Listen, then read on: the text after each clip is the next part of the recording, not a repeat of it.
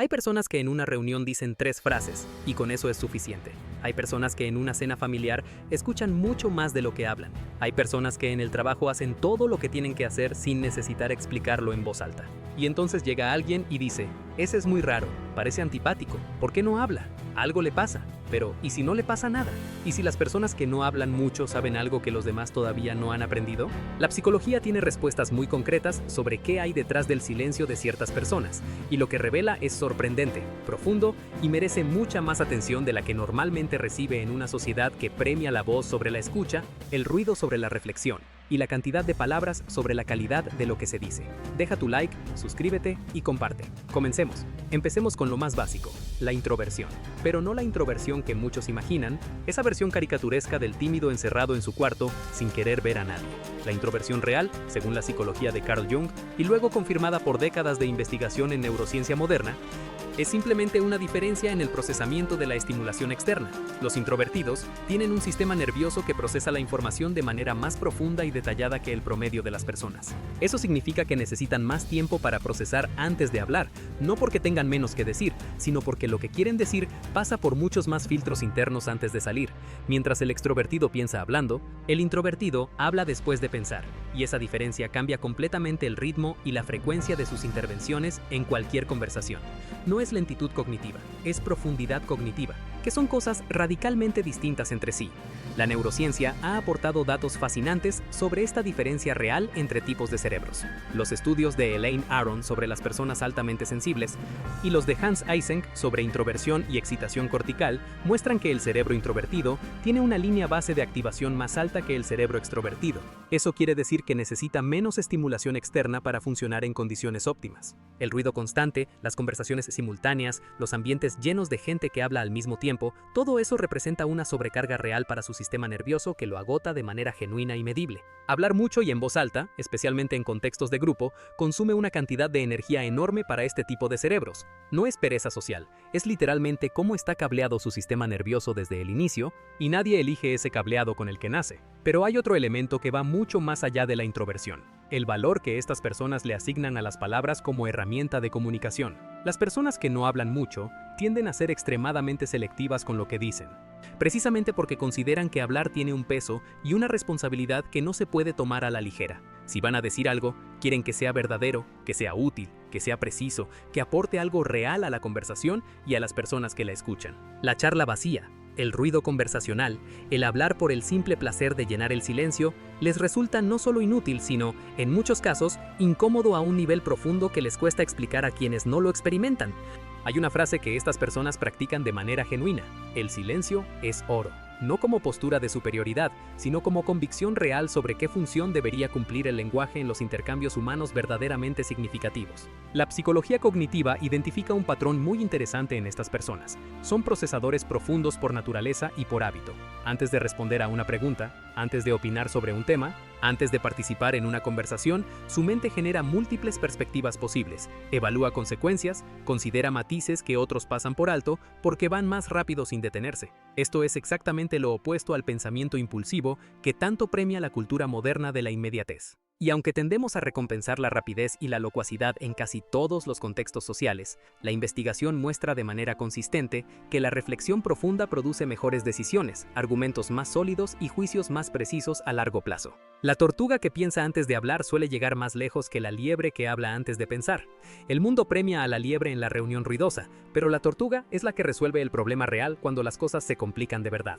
Existe también un componente relacionado con la autoestima y la seguridad personal que es profundamente contraintuitivo y merece explorarse con honestidad. Muchas personas asumen de manera automática que quien habla poco tiene baja autoestima o es inseguro en sus relaciones sociales. Pero la investigación psicológica dice lo contrario en muchos casos bien documentados. Las personas que no sienten la necesidad urgente de llenar el silencio con palabras, que no requieren la validación constante que viene de que otros escuchen su voz y aprueben lo que dicen, que no necesitan demostrar continuamente lo que saben o lo que sienten para sentirse válidas y valiosas, a menudo son personas con un nivel de seguridad interna bastante sólido. No hablan para convencer a los demás de que existen. Saben que existen sin necesitar confirmación verbal constante.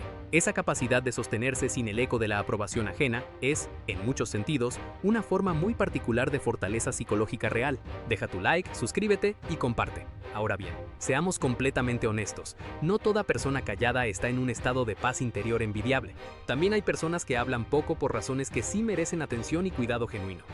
La depresión, por ejemplo, reduce significativamente el impulso comunicativo hasta hacerlo casi desaparecer. El mutismo selectivo lleva a personas a bloquearse completamente en ciertos contextos sociales, aunque sean perfectamente comunicativas en otros entornos como el hogar familiar. El trauma psicológico puede llevar a alguien a retraerse verbalmente como mecanismo de protección automático ante el mundo que lo rodea. Y la ansiedad social puede hacer que hablar se sienta como exponerse a un juicio constante e implacable. Entonces, cuando vemos a alguien callado, lo primero que necesitamos hacer es evitar las suposiciones automáticas y acercarnos con curiosidad genuina en lugar de con juicio y etiquetas rápidas. Hay algo más que vale la pena explorar con detenimiento: la relación profunda entre el silencio y la capacidad de observación. Las personas que hablan poco suelen compensar con una capacidad observacional verdaderamente extraordinaria. Están mirando lo que los demás no miran. Están escuchando lo que se dice entre líneas. Están captando detalles que los demás no captan porque están demasiado ocupados hablando y siendo vistos. Los psicólogos han documentado que las personas más calladas en grupos tienden a tener recuerdos más precisos de las conversaciones que ocurrieron.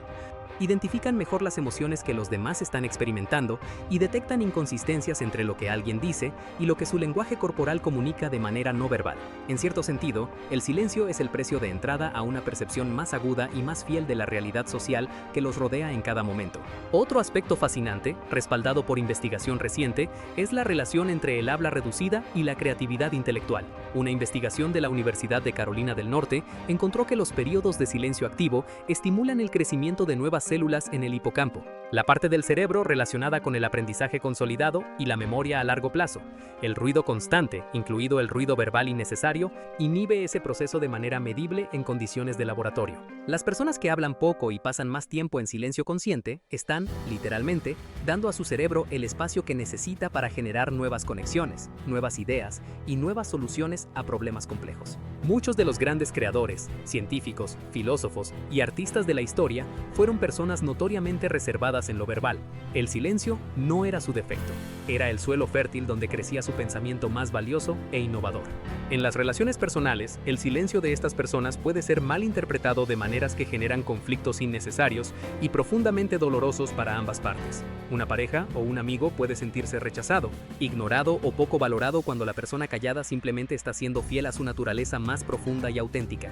Aquí la psicología del apego tiene mucho que aportar al análisis. Si tú tienes un estilo de apego ansioso, necesitas más verbalizaciones de afecto, más confirmaciones orales regulares de que la relación está bien, más palabras de tranquilización. Y cuando alguien con estilo reservado no te las da de manera espontánea, tu sistema de alarma interno se dispara aunque no haya ningún peligro real en la relación. Existe también la dimensión cultural que no podemos ignorar si queremos tener una imagen completa de este fenómeno. En muchas culturas asiáticas, el silencio es una señal clara de respeto y de reflexión seria ante los demás. En Finlandia, hablar innecesariamente se considera una falta de seriedad y de madurez ante los demás. En Japón, hay un concepto llamado ma, que se refiere al espacio significativo entre las palabras, el silencio que tiene tanto peso comunicativo como lo que se dice. Nuestra cultura occidental, especialmente la latinoamericana, tiende a valorar la expresividad verbal, la locuacidad, el don de la conversación fluida y desinhibida, y eso hace que las personas más calladas sean constantemente malinterpretadas como desinteresadas, arrogantes o problemáticas, cuando simplemente vienen de una lógica diferente sobre qué función cumple el lenguaje en la vida. ¿Qué necesitan las personas que no hablan mucho para relacionarse bien con el mundo? Necesitan espacios donde no se les presione a hablar más de lo que genuinamente necesitan en ese momento particular.